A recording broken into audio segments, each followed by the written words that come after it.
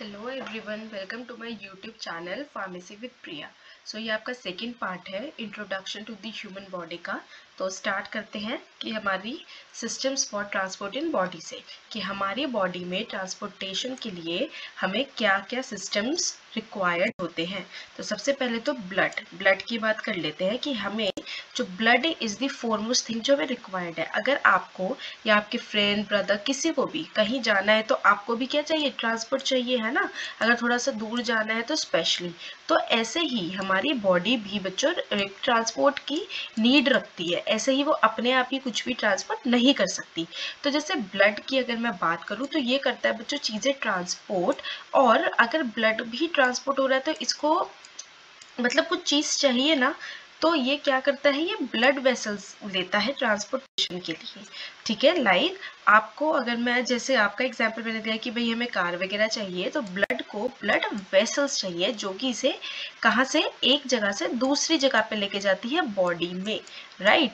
तो हमारी human body में 5 से 6 लीटर ब्लड होता है, और ये दो पार्ट्स का ब्लड जो है बना होता है, that is your plasma and your blood cells. ये रहे प्लाज्मा और ब्लड सेल्स, एक एक करके दोनों के बारे में पढ़ेंगे। अगर हम प्लाज्मा की बात करें ना, it is a watery medium and is composed of various dissolved substances. देखो अगर हमारा ये चीज एक ब्लड है, तो मैंने इसमें बोला कि आपके ब्लड सेल्स भी है, राइट। और आपका इसमें प्लाज्मा भी है। तो प्लाज्मा आपका एक वाटरी लिक्विड होता है जिसमें बहुत सारे डिजॉल्व चीज़ें होती हैं। और वो डिजॉल्व चीज़ें क्या है, जैसे कि न्यूट्रिएंट्स, जो कि हमें कब मिलेगा, आपने कुछ भी खाना खाया, एलिमेंट्री कैनाल से जब उसकी एब्जॉर्प्शन होगी तो उसमें से आपकी बॉडी न्यूट्रिएंट्स लेती है ना, आपकी सेहत के लिए या आपके हेल्थ के लिए। तो न्यूट्रिएंट्स हमें वहाँ से मिल गए। ऑक्सीजन हमें मिल गया, लंग्स जब एब्जॉर्प्शन करते हैं उससे, लंग्स जैसे एब्जॉर्ब करेंगे ऑक्सीजन मिल गया। थोड़ा बहुत वेस्ट मटेरियल और केमिकल सब्सटेंसेस। नाउ अब हम डिस्कस करेंगे टाइप्स ऑफ ब्लड सेल्स, कि हमारी बॉडी में कितने टाइप ऑफ ब्लड सेल्स हैं।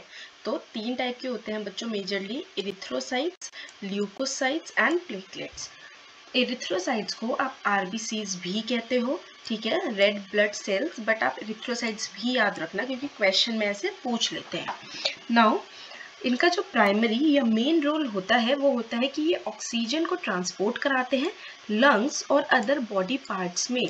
ऑक्सीजन को ट्रांसपोर्ट कराते हैं मतलब कि देखो ये जो आपके आरबीसीज है ना, आप ऐसे याद रख लो कि ये ना ऑक्सीजन से फ्रेंडशिप कर लेते हैं, और जिनसे भी हम फ्रेंडशिप करते हैं, जो भी हमारे फ्रेंड्स होते हैं, हम उनकी हेल्प करते हैं। तो ये ऑक्सीजन की हेल्प करते हैं और बोलते हैं कि मैं तुम्हें लंग्स और बॉडी पार्ट्स तक पहुंचाने में हेल्प करूंगा।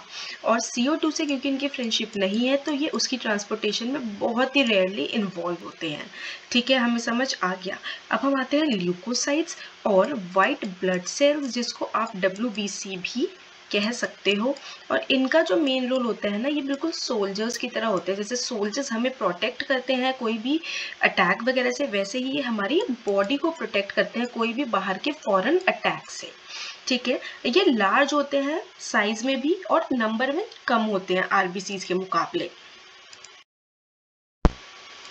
ठीक है, मतलब कि these are larger in size, मतलब कि ऐसे तो ये बड़े हैं, ठीक है, पर अगर आरबीसीज आपके ज़्यादा है तो ये नंबर में उनसे कम है।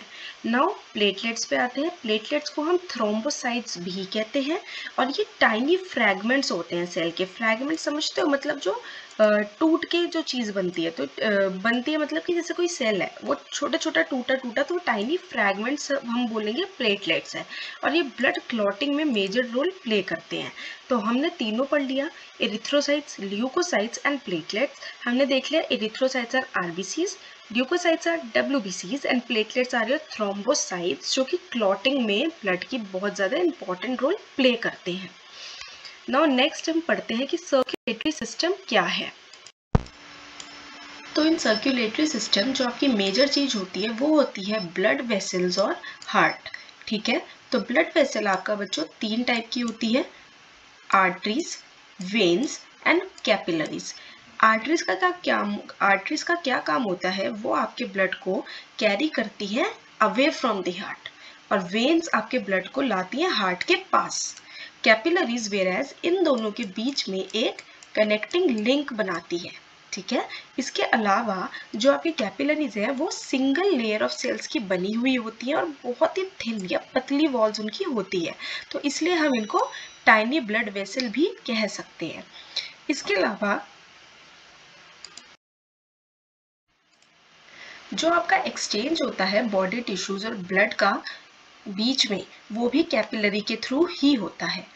अपार्ट फ्रॉम दिस, अगर मैं ब्लड वेसल्स की बात करूं तो इसका एक बहुत इंपॉर्टेंट रोल है कि ये ब्लड को लेके जाती है लंग्स के पास, जहां पे ऑक्सीजन एब्जॉर्ब होती है और CO2 एक्सक्रीट आउट होती है, एंड ये ब्लड को ऑल अदर सेल्स में भी, बॉडी सेल्स में भी पहुंचाती हैं, ये ट्रांसपोर्ट कराती हैं। तो ब्लड वेसल का मेन जो बहुत इंपॉर्टेंट रोल है वो है आपका ये लंग्स वाला, जहाँ पे ये इसके पास लेके गई ब्लड को और O2 एब्जॉर्ब हुई और CO2 एक्सक्रीट हुई। नेक्स्ट इज हार्ट और उसका फंक्शन, जो कि एक बहुत ही इंपॉर्टेंट पार्ट है हमारी बॉडी का। Heart is responsible for pumping blood all over the body. पूरी बॉडी में ब्लड पंप करने का काम कौन करता है? हार्ट करता है। It is like a muscular sac and maintains the blood pressure. ये एक मस्कुलर सैक की तरह होता है और हमारे ब्लड प्रेशर को मेंटेन करके रखता है। It is involuntary, that is its action is not under our control. देखो बच्चों, दो चीजें होती हैं, वॉलेंट्री और इनवॉलेंट्री। इनवॉलेंट्री मतलब जो चीज खुद से हो रही है, जो हमारे कंट्रोल में नहीं है, वो होता है हमारा हार्ट, वो हमारे कंट्रोल में नहीं है, वो खुद से चलेगा, इनवॉलेंट्री एक्शन होता है। It beat 65 to 75 times per minute. एक मिनट में वो कितना बीट कर रहा है? वो जो आप सुनते हो धक धक टाइप की जो चीज, वो होती है 65 से 75 टाइम्स एट रेस्टिंग पोजीशन, जब हम रेस्ट कर रहे हैं। Whereas when the oxygen requirements increase the heart rate increases too. पर ये बहुत ज़्यादा स्मार्ट होता है, जैसे ही आपकी ऑक्सीजन रिक्वायरमेंट इंक्रीज हो रही है तो इसकी क्या है, ये बीटिंग भी उस हिसाब से इंक्रीज हो जाती है या हार्ट रेट भी इंक्रीज हो जाती है। Pulse is use for counting the rate at which the heart beats. हम जब भी डॉक्टर के पास जाते हैं, हम देखते हैं कि वो आपकी ये चीज पल्स वगैरह का काउंट करता है ना, यहाँ पे हाथ रख के। तो ये क्या होती है कि पल्स से हम पता कर लेते हैं कि किस रेट पे हमारा हार्ट जो है बीट कर रहा है। For this wrist are often used wherein they are gently pressed for a superficial artery. आपका डॉक्टर जो होता है वो आपकी रिस्ट को प्रेस करके देखता है और बताता है कि भाई तबीयत ठीक है या नहीं है, तो वो इसलिए ही रिस्ट को चेक करता है। ठीक है, तो हार्ट बहुत ही एक इम्पॉर्टेंट पार्ट है आपकी बॉडी का। नेक्स्ट इज लिम्फेटिक सिस्टम, जो कि हम नेक्स्ट लेक्चर में कवर करेंगे। अभी के लिए आप इसी को ही रिवाइज कीजिए। Thank you.